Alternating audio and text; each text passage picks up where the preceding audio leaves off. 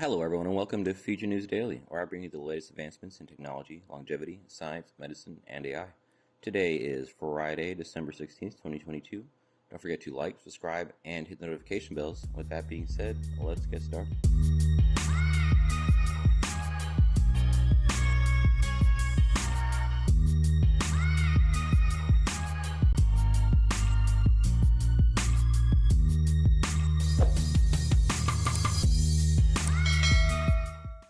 So first up today is a full-scale Hyperloop system on the horizon. So Hyperloop Transportation Technologies is merging with Forest Road, a special acquisition company backed by Shaquille O'Neal, among others, with its sights set on a public offering. The shift in funding models could help Hyperloop advance several potential Hyperloop projects. The company said its projects include a hyper transfer demonstrator prototype in Italy and a cargo Hyperloop prototype in Germany. So a lot of potential companies getting this tech. I know, of course, Japan is famous for it. But if this could end up, of course, we have all these countries respectively doing it. But if it could be connected all, like if it turned on all into one track, of course, you have, large oceans in the way. We could always figure ways around that. You know what I'm saying? But this is a potentiality. That's all. So let's continue. In the U.S., Hyperloop is involved in the planning and development stages for a proposed Great Lakes Hyperloop, which has completed its feasibility study and is moving on to studying environmental impact. The system would be able to send a Hyperloop pod from Cleveland to Chicago in fewer than 30 minutes using a technology that's been pursued by many other companies, including SpaceX and Virgin. Hyperloop systems run in a vacuum tube that can transport people and cargo in floating capsules going as fast as 700 miles per hour. The pods are able to reach those speeds by using passive magnetic levitation technology and a linear electric motor in an enclosed environment that limits resistance and friction. It's a relatively safe and sustainable form of travel. So Hyperloop TT has physical assets like a full-size Hyperloop test track in France, but its primary focus is on developing a Hyperloop IP, intellectual property, that can be used in the implementation of scaled transportation operations. The company has described its business model as, quote, Hyperloop as a service, which it said will allow it to earn licensing fees from governments, infrastructure companies, and other parties interested in building Hyperloops. With recurring income and funds from investors, Hyperloop could be the company that finally brings a full-scale Hyperloop into existence, and that would really be something. All right, next up. So this one, really interesting. I'm going to send this to a couple people. Intermittent fasting completely reverses type 2 diabetes in a study. Completely reverses. So people with diabetes who fast intermittently may no longer need medication, according to a new study. According to the U.S. Center for Disease Control and Prevention, more than 37 million Americans have diabetes, with around 90 to 95% having type 2 diabetes. There are effective medications such as metformin, which goes under numerous brand names including Glucophage, Fortimet, Glumetza, and Riomet. It is also known that a healthy diet and regular exercise are essential for diabetes control. Now, a new study reveals that an intermittent fasting diet may reverse type 2 diabetes without the need for medication.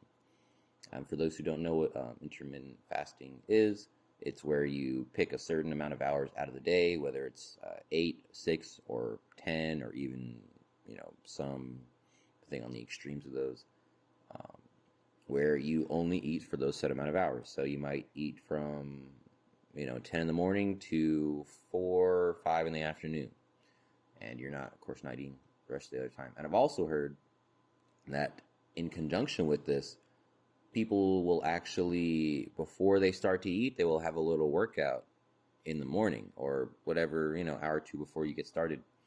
And not an intense one where you're going to fall over because you haven't eaten, but some kind of, again, going back to the article from yesterday, doing some slight HIIT workouts before you start eating within this intermittent fasting cycle will go straight to burning your excess fat, basically. Like it kind of triggers it in the way, the same, I think they said similar of like a keto diet. When you're working out, like especially HIIT training before you've eaten, much, much better results. And combined with intermittent fasting, that would be really, really, really good. So Moving on, patients achieved complete diabetes remission after an intermittent fasting diet intervention, according to a new research study. So, complete diabetes remission is defined as an HbA1c, or average blood sugar, level of less than 65 or 6.5% at least 1 year after stopping diabetes medication. So, the details were published on December 14th in the Endocrine Society's Journal of Clinical Endocrinology and Metabolism. In recent years, intermittent fasting diets have become popular as an effective weight loss method. Studies have also found out that these diets can help fight inflammation and lead to a longer, healthier life. With intermittent fasting, you only eat during a specific window of time. Fasting for a certain number of hours each day, or eating just one meal a couple of days a week, can help your body burn fat. Research shows intermittent fasting can lower your risk of diabetes and heart disease. Quote, type 2 diabetes is not necessarily a permanent, lifelong disease. Diabetes remission is possible if patients lose weight by changing their diet and exercise habits. Quote, our research shows in intermittent fasting, Chinese medical nutrition therapy can lead to diabetes remission in people with type 2 diabetes, and these findings could have a major impact on the over 537 million adults worldwide who suffer from the disease. So the scientists conducted a 3-month intermittent fasting diet intervention among 36 people with diabetes and found that nearly 90% of participants, including those who took blood sugar lowering agents and insulin, reduced their diabetes medication intake after intermittent fasting. 55% of these people experienced diabetes remission, discontinued their diabetes medication, and maintained it for at least 1 year. Results of the study challenge the conventional view that diabetes remission can only be achieved in those with a shorter diabetes duration, which is 0 to 6 years. In fact, 65% of the study participants who achieved diabetes remission had a diabetes duration of more than 6 years. So 2/3 of them got remission when they had this for 6 to 11 years. So, quote, diabetes medications are costly and a barrier for many patients who are trying to effectively manage their diabetes. Our study saw medication costs decrease by 77% in people with diabetes after intermittent fasting. 77%. These are real numbers, real percentages. This is crazy. So that is the end of the article, but that is, if you know someone you know or love could benefit from this article, please send it to them. Moving on. Uber Eats is rolling out a fleet of self-driving delivery robots in Miami. So if you're in Miami ordering Uber Eats, the next meal you get delivered to you might be on top of this little autonomous trolley looking thing. So on Thursday, Uber announced a partnership with the robotics manufacturer Cartken that will send a fleet of miniature self-driving robots into Miami, Florida. These little vehicles won't be driving people though, just snacks. Based in Oakland, California, and started by a team of former Google engineers, Cartken already deploys their automated 6-wheel delivery vehicles delivering food and other small items across multiple college campuses. But as The Verge notes, Uber claims this will be the, quote, first formal partnership with a global on-demand delivery app beyond universities. Cartken's line of small, fully electric automated delivery vehicles are manufactured by auto supplier Magna and can carry around 24 pounds of items in its cargo storage. While they only clock in at speeds slightly slower than pedestrians, an embedded camera system allows the robots to maneuver around obstacles and adjust in real time to the environment around them. Each Cartken robot can deliver within a several-mile radius depending on battery charge, which makes them ideal for relatively small areas such as school campuses and the Miami's Dayland commercial shopping complex, where they are making their Uber Eats debut on Thursday before potential expansions throughout the county, and in other cities. So Uber has openly pursued automated driving and delivery services for years now, although the path towards accomplishing this goal has been anything but smooth. Earlier this year, the company appears to have restarted their plans via introduction of self-driving taxi options in Las Vegas, alongside expansion plans for Los Angeles, although a human safety driver will still remain behind the wheel for the time being. While potentially convenient for hungry consumers, the Uber Cartken team-up believes wider industry aims of increased automation. So the team-up belies wider industry aims of increased automation. Of course, we all saw this coming. A diminished need for human labor is directly related to cost-efficient advances in artificial intelligence and robotics. Corporations such as Uber are literally banking on this automation to be cheaper and faster than its current employees. The Cartkin fleet may be cute to look at roaming around sidewalks at campuses, but every additional robot is potentially one less delivery job for a gig economy worker already strapped for cash. Yeah, I'm not really in. So, the whole thing about being anti progress and technology because it puts people out of work is really short-sighted, in my opinion. First of all, these jobs are not that good. People don't really, I think, want to be doing these kind of low skill, not, these jobs don't require any kind of thought or anything, it's for, or maybe if you're bored, but, like these are the kind of jobs that no one wants anyway. Like, why would you be mad about not good jobs coming off the marketplace that aren't going to pay you that much in the first place? Like, we want high skill, high paying jobs. We don't want a bunch of gig worker jobs. Like, that's not a good economy.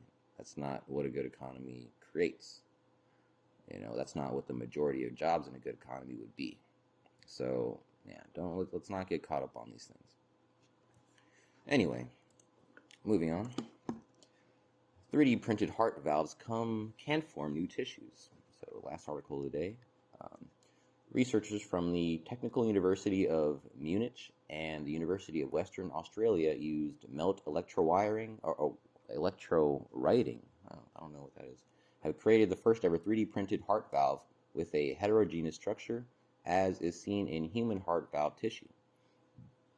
This heterogeneous property is essential to the proper opening and closing of valves, so the development holds great potential for the future of artificial valve replacement, especially in children who need adaptability as they grow. The team developed a platform that precisely prints customized patterns and pattern combinations, allowing the team to perfect various mechanical properties within a single scaffold, as well as created software that eased the difficulty in creating complex heart valve structures. Quote, "Our goal is to engineer bio-inspired heart valves that support the formation of new functional tissue in patients," says Petra Mela, professor of medical materials and implants at TUM and leader of the study. Quote continues, "Children would especially benefit from such a solution, as current heart valves do not grow with the patient and therefore have to be replaced over the years in multiple surgeries. Our heart valves, in contrast, mimic the complexity of native heart valves and are designed to let a patient's own cells infiltrate the scaffold.